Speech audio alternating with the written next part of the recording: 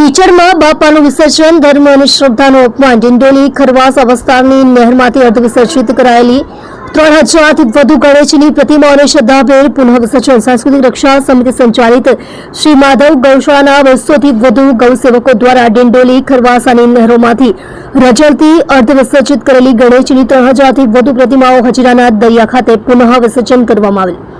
સાંસ્કૃતિક રક્ષા સમિતિ સંચાલિત શ્રી માધવ ગૌશાળાના અધ્યક્ષ આશીષ સૂર્યવંશીએ જણાવેલ કે ઉધના વિસ્તારમાં આવેલ શ્રી માધવ ગૌશાળાના ઉધના, પાંડેસરા, બમરોલી, ડિંડોલી વિસ્તારના 200થી વધુ ગૌ સેવકો દ્વારા શ્રી ગણેશજીની અર્ધ વિસર્જિત પીઓપી બનાવટની 3000થી વધુ મૂર્તિઓ ડિંડોલી અને ખરવાસા નહેરમાંથી કાઢી તેવી મૂર્તિઓને હજીરા ખાતેના દરિયા કિનારે પુનઃ વિસર્જન કરવામાં આવેલ. છેલ્લા 9 વર્ષથી ભક્તોમાં જાગૃતિ ફેલાવવાના હેતુથી અમારી સંસ્થા દ્વારા શહેરીજનોને અપીલ કરવામાં આવે છે કે કોઈ પણ દેવી દેવતાની પ્રતિમાઓ સ્થાપિત કર્યા બાદ તેનું વિધિસર વિસર્જન કરવામાં નહીં આવે કે આ પ્રકારે નહેર કે અવાવડી જગ્યાએ મૂકીને જતા રહેવાનું. આ વિષયે અમારી સંસ્થા દ્વારા મ્યુનિસિપલ કમિશનર ઉપરાંત પોલીસ વિભાગને વારંવાર રજૂઆત કરવામાં આવેલ છે અને તેઓ દ્વારા પણ આવી ઘટનાઓ ફરી ન બને તેના ભાગરૂપે આ નહેરવાળા વિસ્તારમાં વિસર્જનના દિવસોમાં પોલીસ બંદોબસ્ત રાખવામાં આવે છે અને જે વિસર્જન કરવામાં આવશે તેવા ભક્તોને અટકાવવામાં આવે છે. તેમ છતાં ના સમજી ગણેશ ભક્તો દ્વારા તકનો લાભ લઈ વિસર્જન કરી જાય છે. અમારી સંસ્થા દ્વારા તમામ ભક્તોને અપીલ કરવામાં આવે છે